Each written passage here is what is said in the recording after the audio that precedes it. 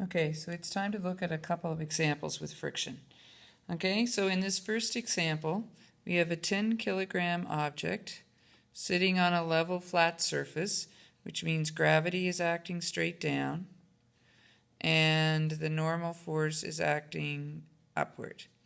So, and this object is stationary, but I'm pushing with a force of 50 newtons. Ignore that. With a force of 50 newtons, there's not an R there. This is not friction. This is just me pushing. I was thinking about friction as I was writing it.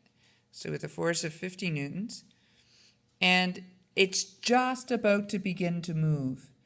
And so that means I'm just about to begin to overcome friction. But if it's not actually moving, then the friction I'm overcoming is static friction. And so the question would be, what is the coefficient of static friction? So when it says begins to move, it means it's not moving yet, okay? And if it's not moving yet, then it means these two must still be canceling each other out. So we're looking for mu, and we know friction is equal to mu Fn. So mu will be equal to friction divided by Fn. So we need to find friction and we need to find Fn. Well, we can find Fn if we can get our mg, our Fg, right, our weight. So we know Fg is equal to mg, so Fg is equal to 10 kilograms times 9.81 meters per second squared. So our Fg is equal to 98.1 newtons. Oops, that really is a 1 there beside the newtons. Okay, and if you look at our picture, then the weight is acting down with a force of 98.1 newtons, but it's not going through the floor, which means the floor must be pushing back up with the force equal but opposite to it. So the normal force in this case is equal to the Fg. Okay? So we have our normal force. Now if we look in the x direction, we said that it's just about to begin to move, but it's not actually moving yet. And so that means that the force I'm pushing with must be equal to the force of friction.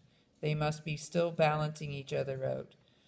And so that means friction is equal to 50 newtons. So we go back up here, we have 50 newtons over 98.1 newtons, and we end up with, when you punch that in your calculator, 0.50968. Okay, so that's our coefficient of friction. So that's example 1.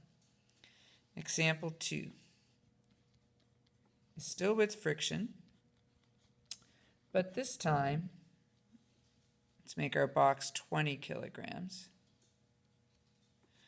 Okay, and I'm going to push with some force. And the force I'm pushing with, we don't know what it is, but the force I'm pushing with is making the box move at a constant speed. Now, if the box is moving at a constant speed, then it means it's not accelerating. And if it's not accelerating, then it means these two forces must be equal but opposite each other. Because if they weren't equal or opposite each other, one of them would be bigger, and that would cause the object to pick up speed. Okay? So when an object is just about to begin to move, these two forces will be equal, like in example 1. And if it's moving at constant speed, the forces in the x direction must be equal. Okay? And so we're trying to find the force we're pushing with. So if we know friction, we can get the force we're pushing with. Now, I didn't finish drawing in my other forces. There'll be an Fg going down. There'll be a normal force going up. And the other given, it's moving at a constant speed this time, which means kinetic friction. And so the coefficient of kinetic friction is 0.3. So I can find then the force I'm pushing with if I know friction. And I know friction is equal to mu Fn. And I have mu, so all I need to do is get Fn.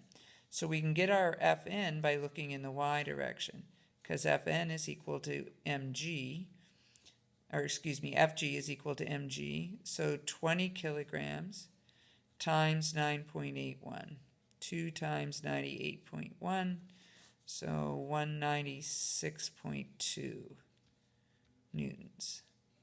So now we're going to take this value and realize it must be Fn, right? Because if Fn wasn't pushing back, the surface wasn't pushing back with that exact force, this object would move through the floor. So one must be the equilibrium of the other. So now we can find our F, because it's simply 0.3 times the 196.2 newtons. Punch that in your calculator and discover that the force you need to push with to keep this moving at constant speed is 58.86 newtons. Okay, so if it's just beginning to move, if it's not moving, or if it's moving at constant speed, then it means these forces acting in the x direction that are trying to make it move must be equal and opposite each other. The same way as the normal force in Fg must be equal and opposite each other if they're the only two forces acting in the y direction and it's not moving. Okay, now as soon as we get to Newton's 3 laws, which are coming in the next day for one of you, and the other group you've seen them, okay, we'll be able to talk about this again. So the next day we're all together online and in class. I'll go back and talk about another way of looking at this.